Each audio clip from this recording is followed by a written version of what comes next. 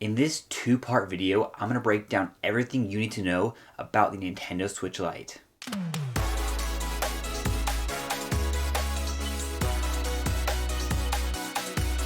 Hello everyone, my name is Adam and welcome to TimeLag Gaming. So right now in part 1, I'm going to briefly cover what the Switch Lite offers. I'll discuss my thoughts on it and break down the pros and cons of choosing to buy a Switch Lite over the regular Switch. In part 2, I'm going to break down who this thing is for, the price point, and if it's worth it for you. Whether you already own a Switch or planning to buy one, you don't want to miss this. The Nintendo Switch Lite is a dedicated handheld device like the 3DS. It plays all the Nintendo Switch games that support handheld mode. It can also play the games that support tabletop mode like Super Mario Party if you have separate Joy-Con controllers that are sold separately. It does not output to the TV, it doesn't have detachable controllers, it has no HD rumble and no IR sensor. However, it does have a better battery life than the original Switch, it has a real D-pad, and a more durable, seamless design. Also, keep in mind, the Switch Lite has downward-facing speakers versus front-facing speakers, and it doesn't have auto brightness. It also won't work with any of the Labo kits. However, the Lite does have NFC support, it does have motion controls, and it has 32 gigabytes of internal storage with a microSD card slot, just like the regular Switch. The Lite will also be powered by the new Tegra chip that the Switch Gen 2 uses. The Switch Lite has a 5.5-inch touchscreen versus the 6.2-inch screen of the regular Switch. It weighs 0.61 pounds versus 0.88 pounds. You can access your digital games across multiple systems and transfer your save data back and forth. The Lite comes out on September 20th for $200 in 3 distinct new colors, yellow, gray, and turquoise. There's also a Pokemon edition coming out November 8th. Now those are all the important facts about the Nintendo Switch Lite. Now onto my thoughts. First of all, as a product, the Nintendo Switch Lite makes sense. According to a survey from 2017, 30% of users play primarily in handheld mode. If you bring that same percentage over to today's 37 million Switch units sold, that's about 11 million people who mainly play in handheld. And obviously, Nintendo handhelds have always sold the best. The more I think about it and see it, the more and more I get excited for it. The actual size of it just seems so perfect. It's so much more portable, and I think it's going to be a really great gaming experience. It really has been refined and optimized for handheld gaming. It feels more like a 3DS style of device. It just has that certain aesthetic to it. It's hard to put it into words, but it seems like it has more personality than the Switch. The Switch has never had that much personality, but the Lite is super clean, super optimized, and just has that fresh feel to it. Obviously, this is not for everyone. The majority of the people in the Nintendo community will not be buying this because they already have a Nintendo Switch. And if you don't like it, it doesn't matter because it's not going to affect you in any negative way. The Switch Lite is obviously meant to be the inferior Switch. Nintendo's marketing the regular Switch as the better system because it's more versatile and has more features. But the Switch Lite does have many benefits over the regular Switch. First of all, the Switch Lite will be more durable because it has a seamless design. The original Switch has a kickstand that can break off. It has detachable Joy-Con which can become loose or break off. The Switch Lite has nothing like that, and that makes it more durable and kid-friendly. The kickstand, Joy-Con, and dock from the original Switch are also things that could get lost and that would affect how you could play your Switch. With the Switch Lite, you can't lose the controllers, you can't lose a kickstand or a dock because those aren't things that come with it. So again, the one-piece design of the Switch Lite makes it perfect for younger kids. The Lite also has a real D-pad. Because the original Switch has Joy-Con that detach and turn into regular controllers, they didn't include a traditional D-pad. Since the Lite doesn't have those detachable controllers, they were able to put a real D-pad. This is going to be amazing because a D-pad makes platformer and other 2D style games much easier and more precise to control. So games like Mario Maker 2, Celeste, Shovel Knight, Tetris 99, and hundreds more will be much easier to control. The Switch Lite has about 30 minutes longer battery life compared to the original Switch. However, the Switch Generation 2 comes out in August, and the Switch Lite will have 1.5 hours less battery life than the Switch Gen 2. So for new buyers, the Switch Lite will be a downgrade in battery, but if you're upgrading to a Switch Lite from an original, that will be a 30-minute improvement in battery life. In reality, the 3 to 7 hour battery life of the Switch Lite is solid. I've used the original Switch for 2.5 years, and for most play sessions, its battery life is just enough. So the additional 30 minutes of the Switch Lite will be a great addition. But again, keep in mind, you could get a Switch Gen 2 for $100 more with 1.5 hours more battery life. Another benefit I've heard nobody talk about is that the size will make it way easier to use the touchscreen. The touchscreen is used a lot in games like Minecraft, Mario Maker, and many others like Severed. There are some games that only use touch controls, and the smaller body of the Switch Lite will make it easier to type on the touchscreen and to navigate around. With the regular Switch, it's just big enough that you have to really stretch out your thumbs in order to use the touchscreen. And I have big hands, so for other people, it's probably not even possible to type with your thumbs.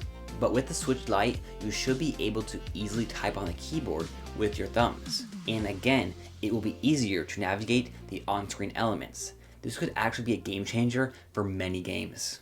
Of course, a big factor of the Switch Lite is the portability.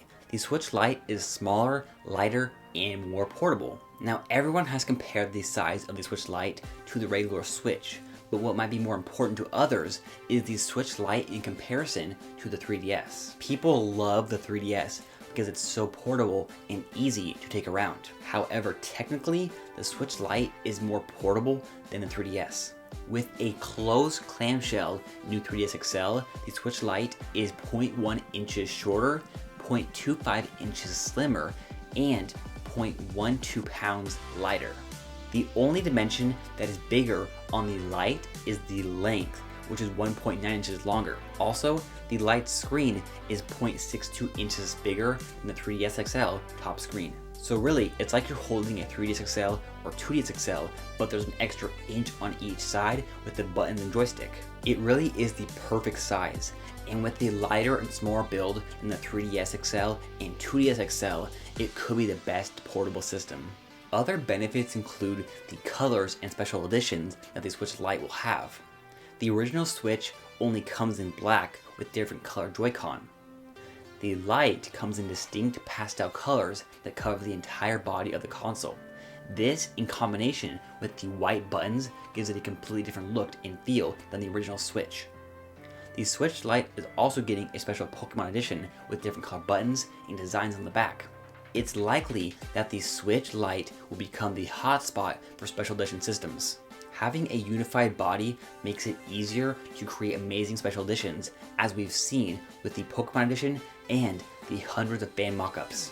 A small benefit of the Switch Lite over the Switch is the screen. The screen is smaller, but it keeps the same resolution of 720p. So the Lite screen has a higher pixel density than the regular Switch. Basically, that means it'll appear more sharp, but not many people would notice. The last main benefit is the price point. It costs $200, that's $100 less than the regular Switch, and $50 more than the new 2DS XL. That price point is very consumer friendly and will be a huge draw of the system, but I actually do think it's overpriced in many ways, but we'll get into that later on. The main downside to the Switch Lite is not being able to dock it to a TV. I totally understand why they're doing this. They want to market it as a handheld only. Still, if they just sold a small dock separately, that would be awesome. Not being able to dock removes the ability to easily play local multiplayer. And also, you can't put your games onto the big screen to make them look better. The Switch and Switch Lite have a 720p screen, but outputting to the TV lets games run up to 1080p, and it really makes a big difference in a lot of games. So yes, not being able to dock is a bit annoying, but it makes sense in terms of marketing it as a handheld only. But I also found something a bit concerning on the Nintendo website. It says the USB-C port is used for charging only. This could mean that you can't use Bluetooth adapters, wired controllers, etc. So maybe this is more than a software lock, and this USB-C port will literally only be for charging. If this is true, that is a big downside, and that also means there will definitely be no way to hack it to output to the TV, or to do anything other than charge. But then again, on the website, it also shows a diagram and points to the USB-C connector, and it says connect devices such as an AC adapter here. So it says connect devices, so perhaps it's not only charging. There's a bit of mixed signals here. It also shows that on the bottom there are indents that certain USB-C accessories use on the Switch. So we'll just have to wait and see on this one.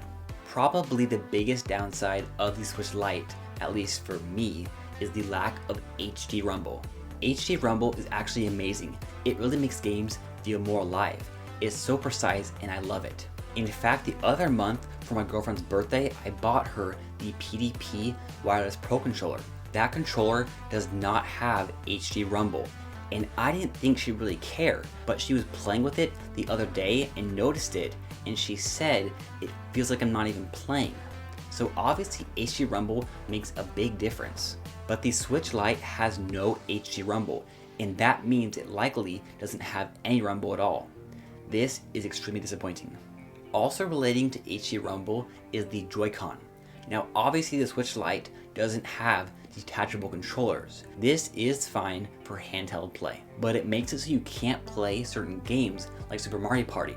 You also will not be able to play local co-op unless you buy $100 worth of accessories that would normally come with a regular Switch.